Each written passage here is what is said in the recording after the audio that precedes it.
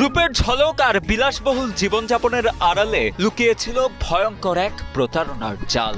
ফেসবুকের ট্রুলেটের বিজ্ঞাপন দিয়ে টার্গেট করা হতো নিরীহ মানুষকে। অতঃপর সাবলেটের প্রলোভনে বাসায় ডেকে এনে ছিনিয়ে নেওয়া হতো টাকা পয়সা ও মূল্যবান জিনিসপত্র, এমনকি চলত শারীরিক নির্যাতনও। সম্প্রতি এমনই এক ভয়ঙ্কর চক্রের ফাঁদে পা দিয়ে সর্বশান্ত হন ময়মনসিংহের আনন্দমোহন কলেজের এক ছাত্র। ফেসবুকের ট্রুলেট বিজ্ঞাপন দেখে বাসা খুঁজতে গিয়ে চক্রটির খপ্পরে জিম্মি হয়ে মোবাইল, ল্যাপটপ এবং নগদ টাকা সহ মূল্যবান সামগ্রী খোয়ান তিনি। সবকিছু হাতিয়ে নিয়ে তাকে ছেড়ে দেওয়ার পর ময়মনসিংহ কোতোয়ালি মডেল থানায় গিয়ে একটি মামলা দায়ের করেন এই ভুক্তভোগী। গত 11 তারিখ আমি দুপুর 12টার দিকে একটা টুলটে বিজ্ঞাপন দেখতে পাই যে এক রুমের বাসা ভাড়া দেওয়া হবে। পরে তাদেরকে যোগাযোগ করে তাদের বাসায় তারা আমাকে নিয়ে যায়। নিয়ে যাওয়ার পরে আমাকে তখন থেকে তারা শারীরিকভাবে নির্যাতন করা শুরু করে যে আমার কাছে যা আছে তাদের দিয়ে দিতে হবে, না হলে আমাকে মেরে ফেলে। পরে এক পর্যায়ে লাস্টের দিকে তারা আমার ফোন, ল্যাপটপ সবকিছু নিয়ে সবকিছু রিমুভ করে দেয়, মানে অল ডাটা রিসেট করে দেয়। কয়েকজন মিলে আমাকে মারতেছে, এরকম একটা ভিডিও যে আমি চুরি করতে যাই ধরা পড়ছি। বিষয়টা এরকম ভাবে তারা একটা ট্র্যাপ, এলাকার মানুষ মিলে একটা ট্র্যাপ সাজানোর চেষ্টা করতেছিল।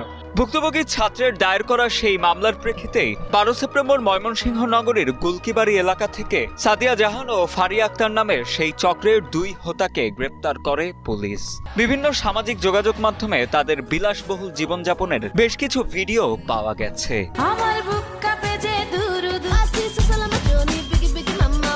এদিকে পুলিশের জিজ্ঞাসাবাদে 161 ধারায় জবানবন্দি দিয়েছে গ্রেপ্তারকৃতরা। তাদের বিরুদ্ধে 5 দিনের রিমান্ড আবেদন করেছে পুলিশ।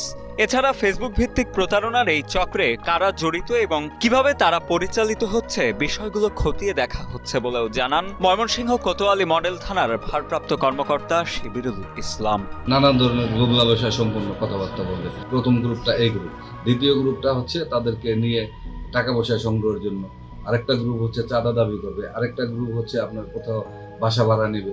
টোটাল বিভিন্ন জায়গায় অবস্থান করবে, কিন্তু তারা এনেবডি তাদের যে প্রি প্ল্যান মাফিক সবাই একযোগে কাজ শুরু করে। অর্থাৎ এই সিন্ডিকেটের মূল হোতা 2 মেয়েকে আমরা গ্রেপ্তার করতে সক্ষম। উল্লেখ্য, ভুক্তভোগী এই কলেজ ছাত্র মেডিকেলের প্রশ্নপত্র ফাঁস চক্রের সাথে জড়িত থাকার অভিযোগে গেল জানুয়ারিতে গ্রেপ্তার হয়েছিলেন।